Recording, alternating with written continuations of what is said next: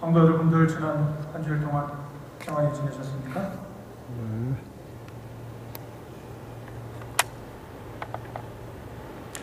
저는 지난주에 오하이오 제가 있던 교회를 다시 방문할 기회가 있었습니다. 저희 아버님이 처음 가셔서 교회를 좀 시작하시고 그때 당시에 5가정이 교회를 처음 시작해서 그 교회가 20여 년이 지난 후에 그 교회 건물을 다 폐업을 했기 때문에 헌당 예배를 드리게 됐어요. 그래서 제가 그 교회에 가게 됐습니다. 제가 그 교회 92년도부터 다니기 시작했는데요. 92년도부터 2006년 1월까지 다녔었습니다. 또 하나님의 계획이 있으셔서 저를 또 이곳으로 보내셨는데 거기에 새 목사님이 또 제가 떠난 뒤에 또 다른 목사님이 오시고 그래서 교회가 계속적으로 아름답게 성장해가는 모습을 볼 수 있었습니다. 하나님께 감사를 드립니다. 오늘 여러 성도님들이 중동부 야영회 때문에 여행 중에 계시고 또 저희 아이들도 여행 중에 있고 또 저희 아내도 지금 잠깐 타주에 가 있습니다. 우리 주위에 특별히 교회나 가정 우리 사회에 보면은 꼭 있어야 되실 분들이 없게 되면은 그 자리에 비우신 그분들 때문에 아쉬운 점들이 많이 있습니다. 그렇죠? 꼭 그 자리에 계셔야 되는데 오늘 같은 경우는 우리 목사님께서 계셔야 되는데 여기 안 계시고 여기 김경수 장로님이 여기서 지금 테이블 하고 계시는데 이 장로님이 여기 안 계시면 또 누가 이 비디오 테이블 하겠어요? 김경수 장로님 오늘 신무신데 여기 와 계시고 꼭 교회에 있어야 될 분들이 교회에 없으면 우리가 아쉬운 점들이 많이 있습니다. 지난 한 3주 동안 저희 아내가 저하고 좀 떨어져 있을 기회가 좀 있었는데 저 뒤에 우리 저기 집사님 오셨나요? 한국 다녀오셨습니까? 저 집사님이 안 계시니까 저 집사님의 또 자리도 또 좀 공백이 좀 있었죠? 그럼 못 느끼셨습니까? 우리 박명희 집사님은 좀 느끼셨을 것 같아요. 늘 옆에 같이 앉아 계셨는데 저희 아내도 저하고 그렇게 오랫동안 떨어져 본 적이 없는데 저하고 저희 아내하고 서로 안 지가 지금 초등학교 6학년 때, 5학년 때부터 제가 알았어요. 초등학교 5학년 때. 그때가 몇 년도냐면 76년인가?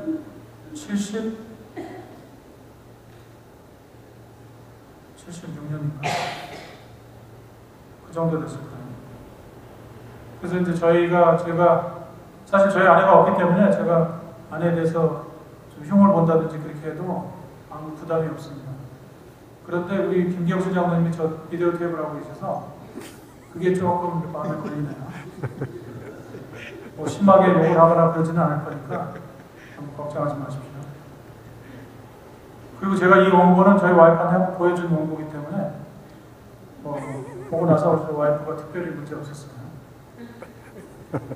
그래서 제가 미국에 저희 와이프는 초등학교 6학년 때 미국에 오게 되고 저는 고등학교 2학년 때 미국에 왔는데 그때 다시 저희 처를 만나게 됐어요.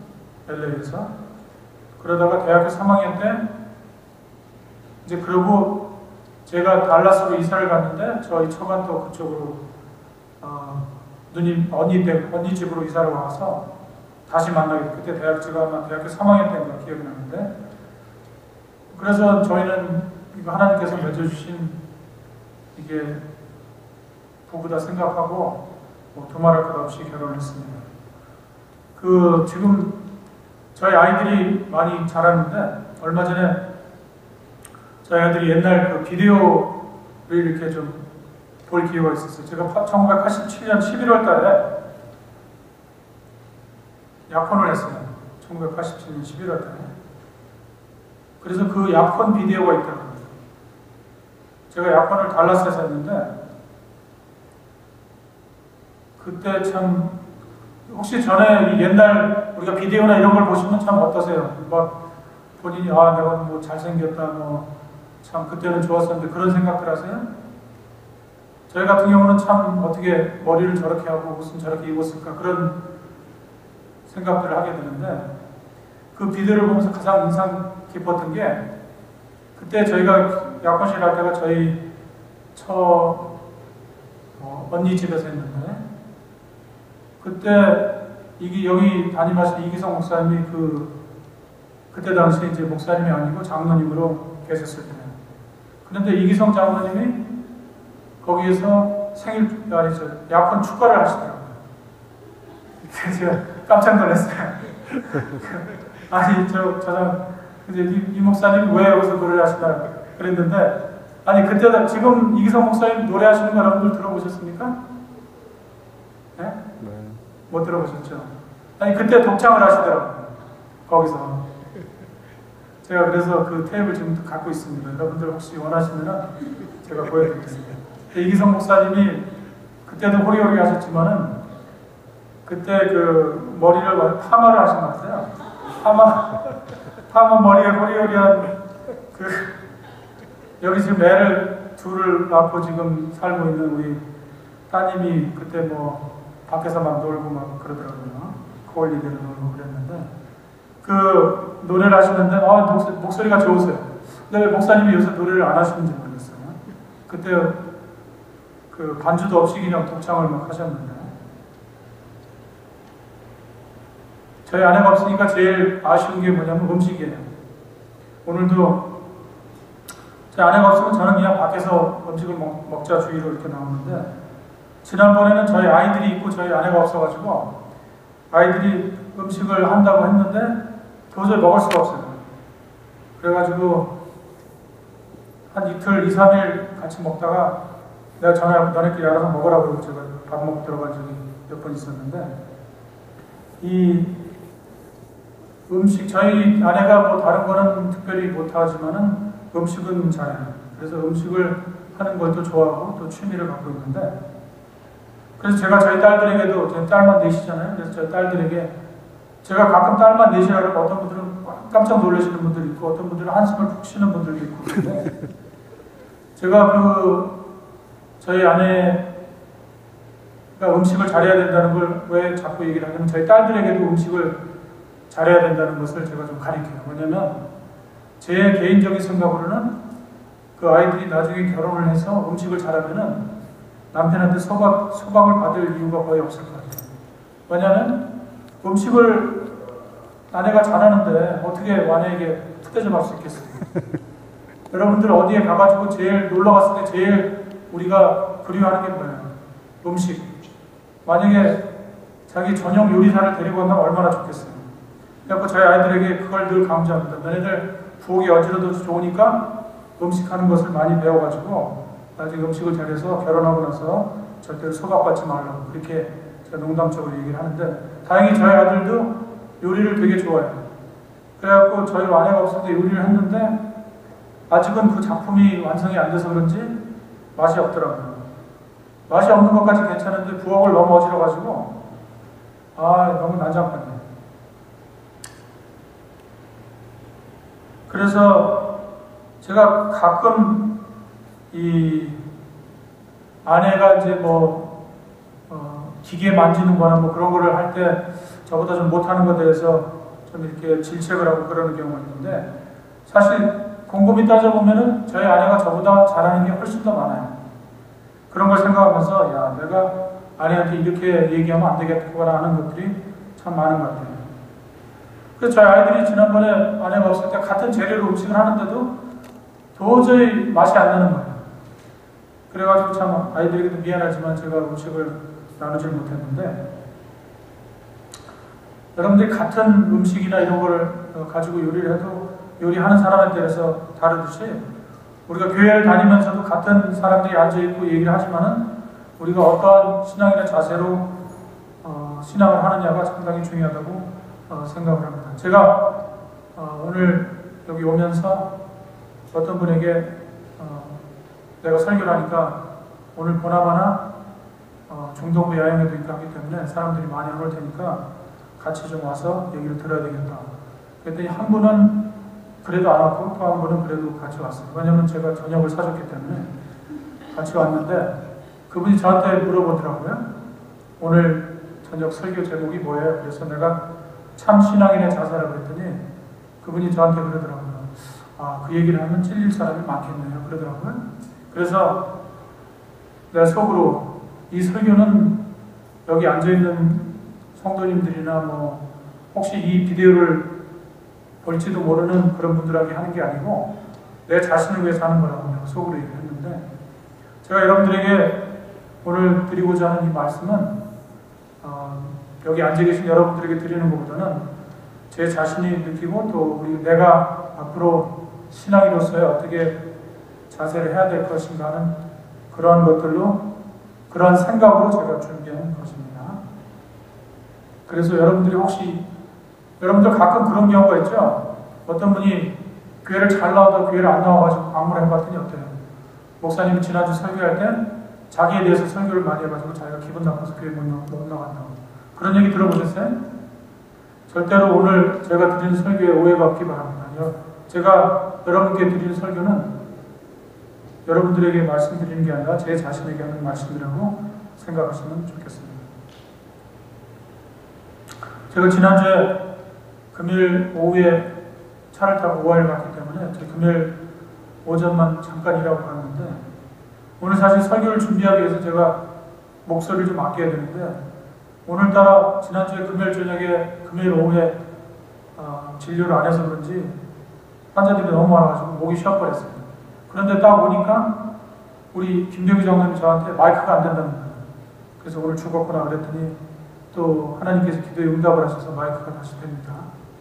근데 저는 지난번에 직원의 마이크를 바꾼다고 얘기를 했다 그래서 오늘까지 바꿔줬는지 알았더니 마이크가 바뀌어지진 않았네요. 그렇죠? 마이크 시스템이. 아마 제 설교한 다음에 바꿀 것 같습니다. 로마서 8장 29절에 보면은 하나님이 미리 아신 자들로 또한 그 아들의 형상을 본받게 하기 위하여 미리 정하셨으니 이는 그로 많은 형제 중에서 맏아들이 되게 하려 하십니다. 사실 신앙의 가장 중요한 것은 어때요? 우리가 신앙인으로서 어떻게 누구를 본받아야 되겠어요? 우리가 늘 하는 얘기지만은 우리가 신앙인으로서 예수님을 본받아야 돼요. 근데 예수님을 본받기 위해서는 뭐에 대해서 알아야 되겠어요? 예수님의 품성에 대해서. 예수님이 정말 어떠한 품성으로 2000여 년 전에 이 지구상에 오셔서 그 사람들을 대하셨는지 우리가 사실 그것을 알기 위해서 예수님의 사랑과 예수님의 은혜를 알기 위해서 저희가 성경을 상고하지 않습니까? 그래서 제가 이 제 짧은 시간 동안에 여러분들에게 우리가 예수님을 닮았으면 좋겠다. 그럼 어떤 면에서 닮을 것인가에 대해서 몇 가지를 말씀을 드리고자 합니다. 첫 번째로 제가 예수님께 닮고자 하는 가장 큰 특성은 겸손해져야 된다고 생각합니다. 저희 여기 계신 분들이 욥기 22장 29절에 보면은 내가 낮춤을 받거든 높아지리라 말하라. 하나님은 겸손한 자를 구원하시느니라고 이렇게 말씀을 하셨습니다. 사실 사람들이 정말 조금 한 것도 없으면서 이 조금만 일을 하거나 또 뭘 하게 되면 자기 자신을 높이고자 하는 그런 생각들이 많이 있는 것 같아요. 근데 정말 우리가 예수님 앞에서는 겸손할 수밖에 없는 그런 신앙인들이 아닌가 그렇게 생각합니다. 빌립보 2장 3절에서 4절을 보면은 아무 일에든지 다툼이나 하용을 하지 말고 오직 겸손한 마음으로 각각 자기보다 남을 낮게 여기고 각각 자기 일을 돌아볼 뿐 아니라 뿐더러 또한 각각 다른 사람들의 일을 돌아보아 나의 기쁨을 충만케 하라고 그렇게 말씀하십니다. 그리고 베드로전서 5장 6절에 보면은 그러므로 하나님의 능하신 손 아래서 겸손하라. 때가 되면 너희를 높이시리라고 그렇게 말씀하셨습니다. 제가 언제 한 교회를 방문한 적이 있었어요. 그래서 그 이제 교회를 방문하면 저희 화장실을 가게 되는데, 우리가 남자들 그 소변 보는 데 보면은 어디에 제일 많이 찌끄러기가 낍니까? 사실 주위보다는 내려가는 데, 플러시하고 내려가는 데가 거기 제일 많이 끼잖아요. 그런데 거기가 사실 닦기가 쉬운 데가 아니에요. 그렇죠? 그래서 제가 그 교회를 방문해서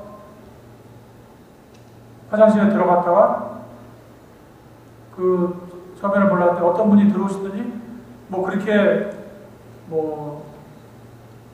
빼어난 그런 용모를 가지신 분이 아닌데 와서 그걸 보시더니 자기가 직접 용기에다 손을 넣어가지고 그 안에를 다 청소를 하시더라고요.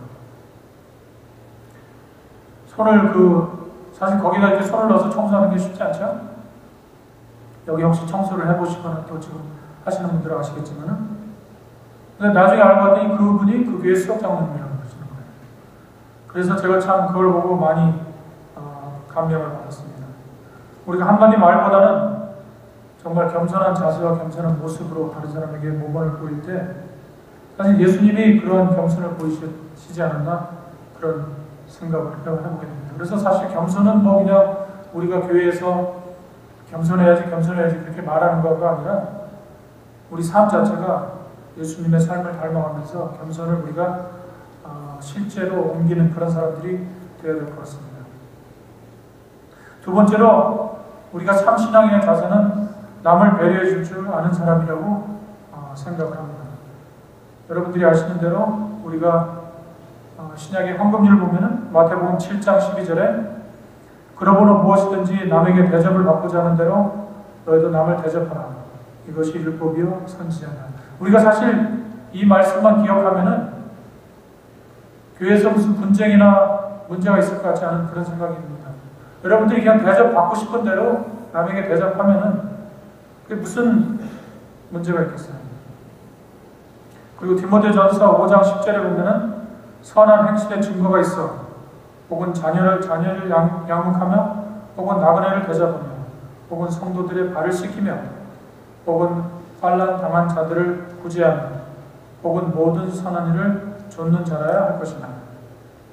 그래서 우리가 서로가 남을 배려해 주지 않은 그런 사람들이 되어야 될 때 그런 것들이 필요할 것 같아요. 근데 그게 사실 겉으로 무슨 물질적이나 그런 것보다는 어떤 면에서 정신적인 대접도 필요해요. 옆에 사람에게 따뜻한 한마디의 배려라든지 또 그냥 전화 한마디 해주는 것, 그런 것들이 정말 그들에게 남을 배려해 주지 않은 마음이라고 생각을 합니다. 특별히 저희 이제 병원에 오시면은 나이 드신 우리 노년의 그 부부들이 오시는데 어떤 부부들은 나이가 드실수록 더 이렇게 부부가 좀 더 이렇게 가까워지고 더 친해지고 또 이렇게 애정을 표시하고, 근데 어떤 분들은 오히려 나이가 들수록 어때요? 더 멀어지는 거예요. 그래서 심지어 병원에 오셔서도 서로 말다툼하시고 또 남편 흉을 보시고 그런 분들이 있는데, 우리가 특별히 부부 관계에서부터 우리가 서로 대접하는 그런 것들을 키워야 될 것 같아요. 남편은 아내에게, 아내는 남편에게. 그런 정신들이 집에서 있을 때 우리가 교회나 또 사회, 또 직장, 온 가족에서 우리가 다른 모습들을 보여줄 수 있을 것 같습니다.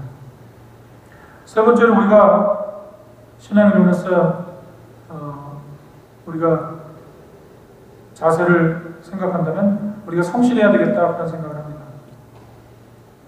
제가 지난주 금요일날 제가 금요일 예배는 어디 타주에 여행을 안 하면 꼭 안 빠지는데 금요일 저녁에 제가 지난주에 오해를 당하고 안 왔잖아요.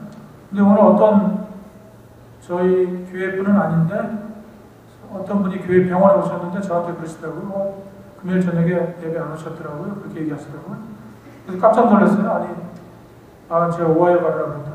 왜 이분이 그런 얘기를 하나 그랬는데, 사실 제가 그날 어디 우아에 안 가고 다른 데로 뭐 일이 있어서 금요일 저녁에 빠졌으면 그분한테 상당히 좀 미안했을 것 같아요. 그렇죠?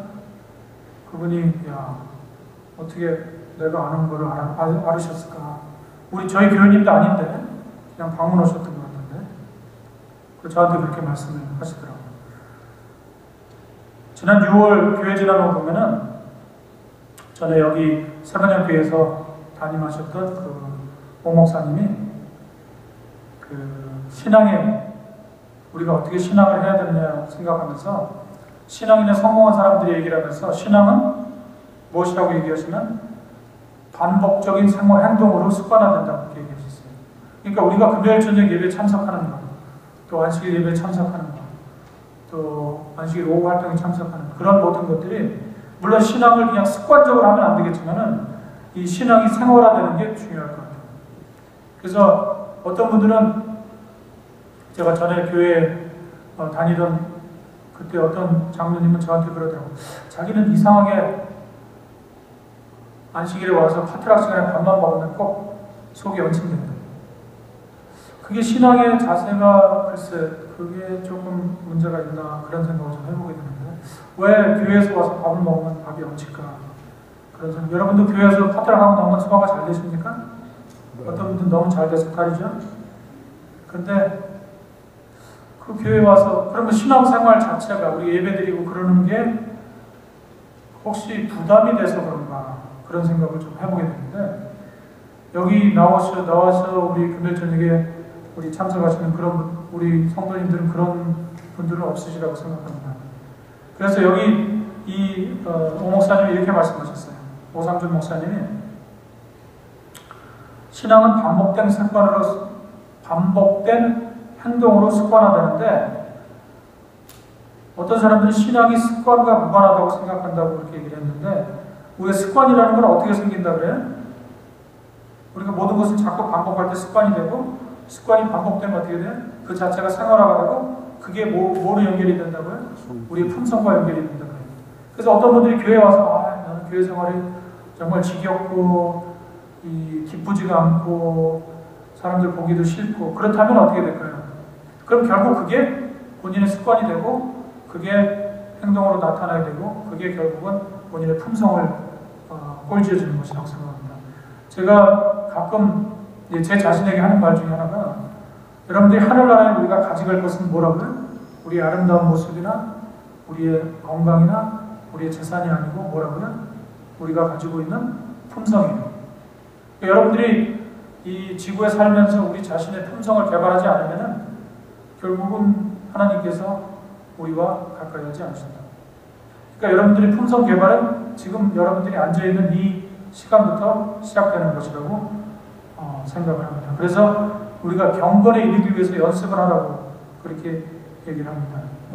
디모데전서 4장 7절을 보면은 망령되고 허탄한 신화를 버리고 오직 경건에 이르기를 연습하라고 그렇게 이야기를 하십니다. 그래서 우리가 교회 생활을 하는 게 성실하게 교회 생활을 하는 것, 금요일 저녁 예배 참석하고 교회 각종 모든 행사에 참석하는 것, 또 우리가 안식일 예배에 참석하는 것, 그런 것들이 여러분들에게 다 중요한 일이라고 생각을 합니다. 여기 시편 7편 8절에 이런 말씀이 있습니다. 여호와께서 만민에게 심판을 행하시오니 여호와여 나의 의와 내게 있는 성실함을 따라 나를 판단하소서. 저희 교회에 나오신 지 얼마 안 되신 분이 저하고 같이 운동을 하시다 이런 얘기를 하시더라고요. 자기가 처음에 어디 다른 지역에서 저희 교회를 처음 나오시게 됐는데 그분이 아주 처음에 이제 교회를 나오는데 의뢰 이제 처음 나오시는 분들이 다 그렇듯이 언제 나와요? 교회 나오면 그냥 설교 예배 시간, 본교회 예배 시간 11시쯤에 이렇게 나오게 되는데 그분이 이제 교회를 그렇게 나오게 됐는데 얼마 있다가 자기에게 목사님이 그러시더라고요. 이왕 교회를 참석하려면 정각에 출석하십시오. 그렇게 얘기를 하더라고요. 그러니까 자기 마음에 와닿아서 그 다음부터는 교회 정각에 출석한다고 그렇게 얘기해요. 근데 저희 교회 지금 조자연합교회 문제 중에 큰 문제가 하나가 뭐예요? 제가 조금 아까 드린 말씀하고 상관되지만 정각 출석이 문제예요. 그래서 우리가 사실 이런 것들이 제가 조금 아까 말씀드린 대로 이 신앙의 어떤 면에서 약간의 습관화가 돼야 돼요. 우리가 금요일 저녁에는 당연히 교회를 가는 거예요. 안식일에는 열일을 제쳐놓고 교회에 나오는 것들이 우리 어느 정도 습관화가 돼서 차츰차츰 그렇게 돼서 어떻게 된다고요? 우리가 말씀을 들음으로 어떻게 돼요? 그게 우리 것이 되고 들음으로 뭐가 되고 우리가 믿음이 생기고 그것을 통해서 우리가 구원에 이르게 한다고 그렇게 성경은 말씀하십니다. 그래서 이왕 교회를 나올 거면 정각에 출석하는 게 중요할 것 같아요. 교회를 그냥 교회 나와서 그냥 뒷자리에 앉아서 있다가 잠깐 나가려면 모르지만 교회 일단 올 거면은 우리가 교회 정각에 와서 제 시간에 출석하시고 예배 참석하시는 것이 중요하다고 생각을 합니다. 네 번째로 우리가 참 신앙인의 자세라고 볼 수 있는 것은 적극적인 사람, 봉사생활을 하는 사람들이 되어야 한다고 생각합니다. 여러분들이 혹시 집에 여러분들 사람들을 초대하는 기회가 있을지 모르는데 우리 사람들을 초대하면서 대개는 어떤 사람들을 저희가 초대를 합니까? 여러분들의 사람을 초대할 때 제가 마셔도 되나요? 어떤 분들이 여러분을 초대할 때 되게 여러분들 교회에 나오면서 자기도 모르고 생판 모르는 사람들을 초대하게 되는가요? 되게? 어떠세요? 되게 그렇지 않죠? 자기한테 좀 한 번이라도 좀 이렇게 좋은 감화를 끼치고 또 자기한테 조금 이익이 될 만한 사람들을 우리가 되게 초대하는 것이 우리의 사람들의 생각입니다. 그런데 성경에서는 그렇게 얘기하지 않았어요. 누가복음 14장 12절부터 14절에 보면 또 자기를 청한 자에게 이르시되 내가 점심이나 저녁이나 베풀거든 버치나 형제나 친척이나 또한 이웃을 청하지 말라. 두렵건대 그 사람들이 너를 도로 청하여 내게 가품이 될까 하라. 잔치를 배설하고 차라리 가난한 자들과 병신들과 저는 자들과 소경들을 청하라.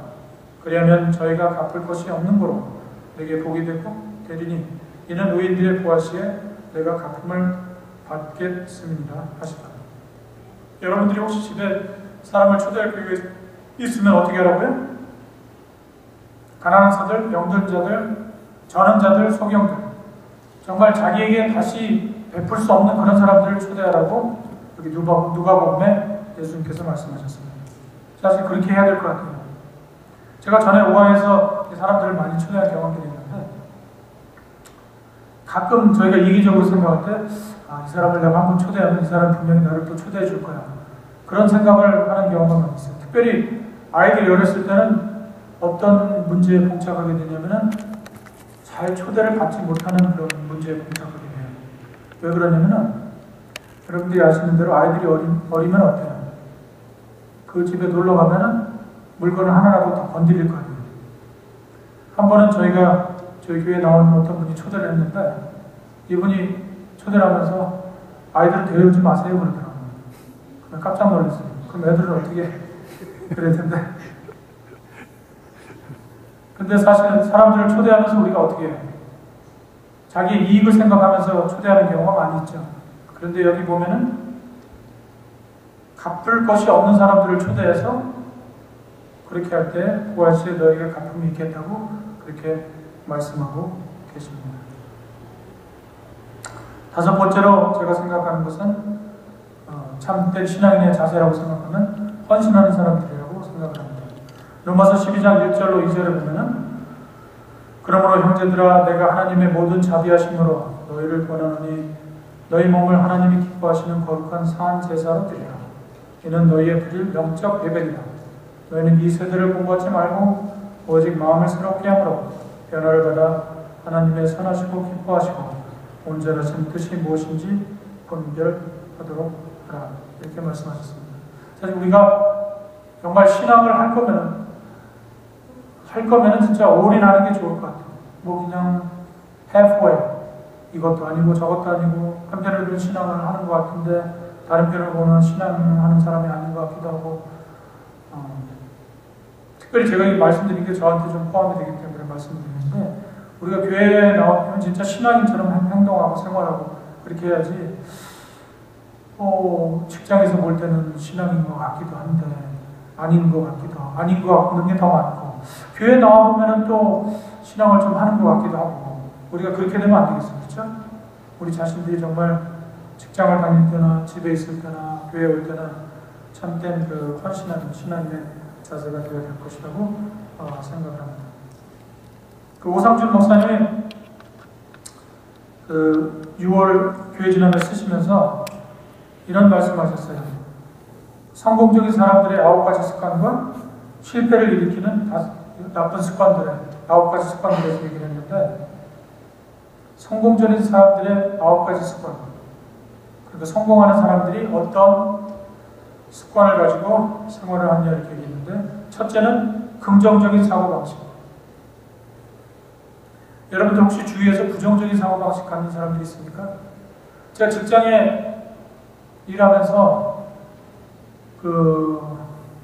한 자매님이 있는데 그 양반도 신앙을 정말 충실하게 하는 자매님이라고 생각을 하는데 제가 좀 안타깝게 생각하는 것은 직장에서 뭘 이렇게 일을 하다가 보면은 이게 뭐 어떤 때는 잘 안 될 때가 있잖아요. 근데 이분이 무의식적으로 한숨을 내셔요. 짜증나.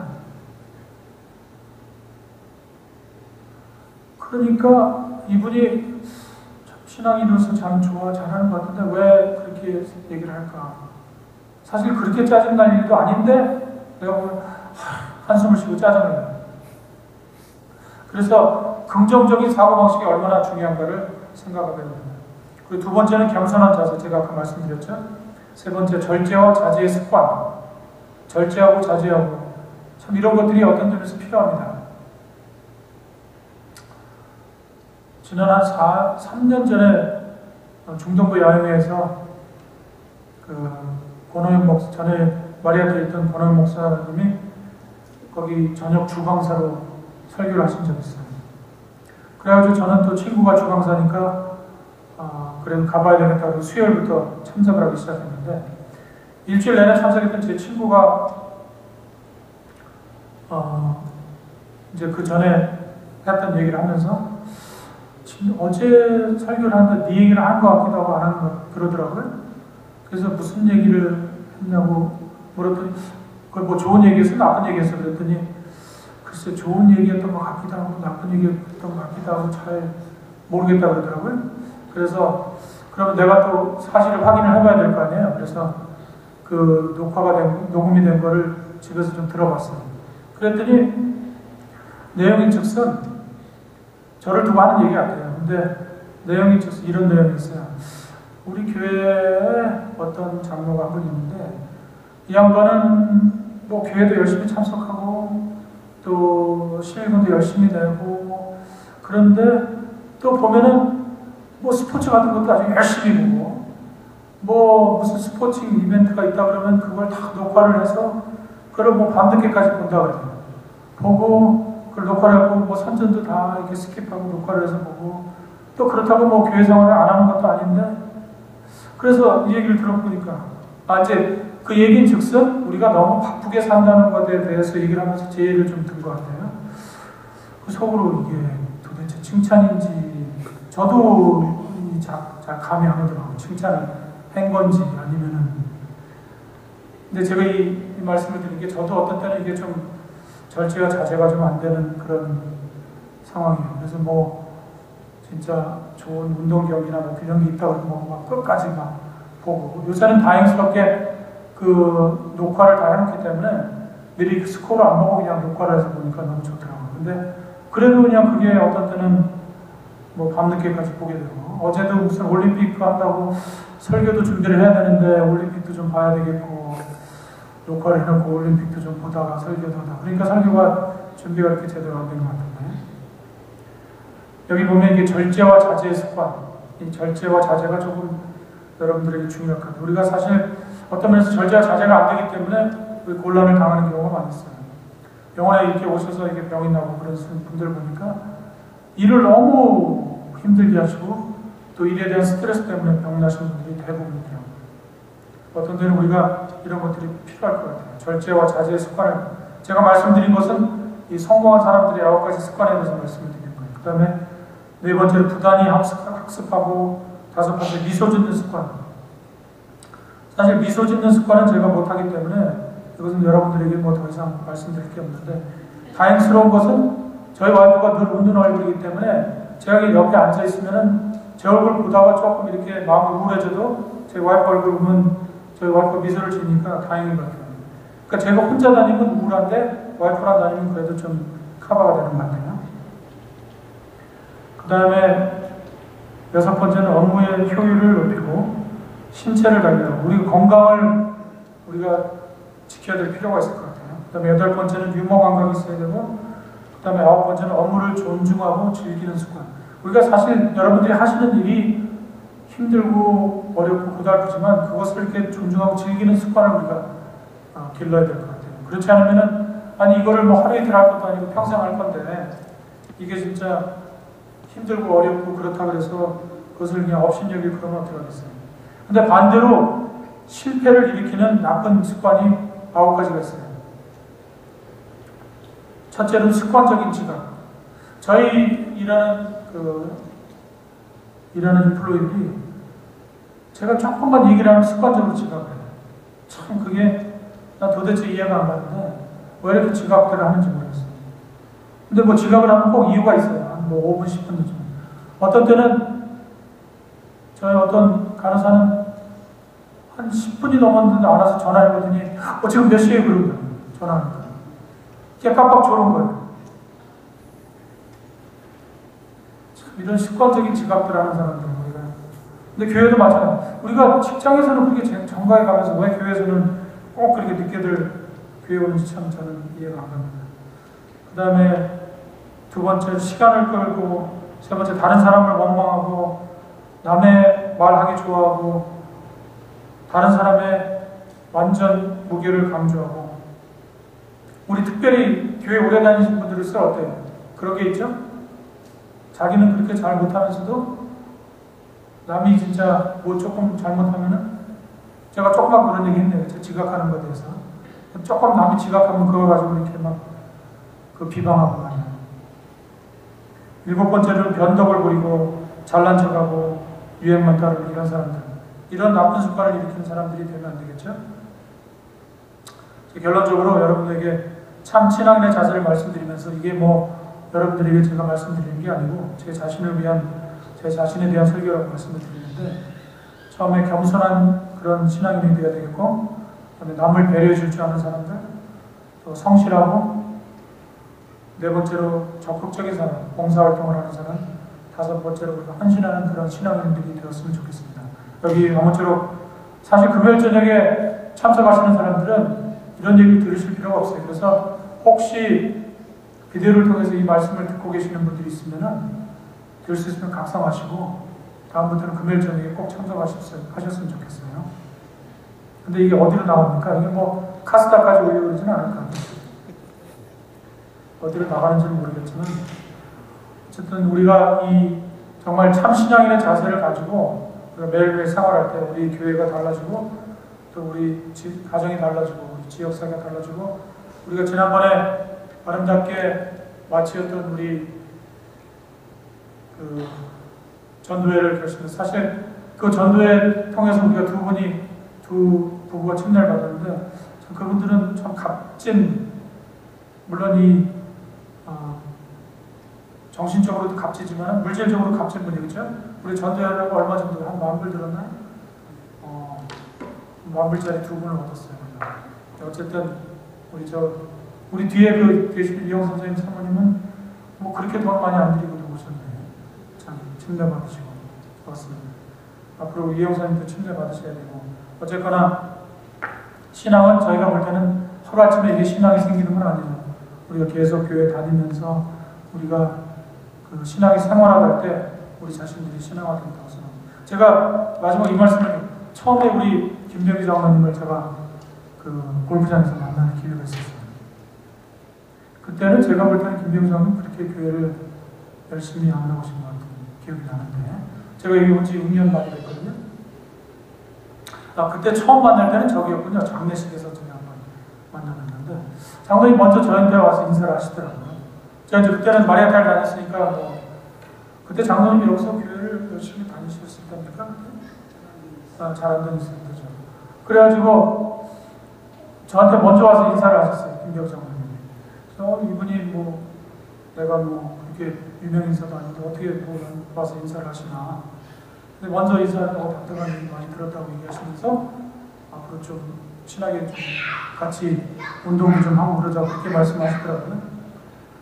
그래서 점점 이제 김기혁 장로님에 대해서 얘기를 좀 들었는데 김기혁 장로님 전에는 토요일만 되면 주말에 낚시 가시고 그런다 그러더니 어느 순간은 뭐 교회를 참석하신다고.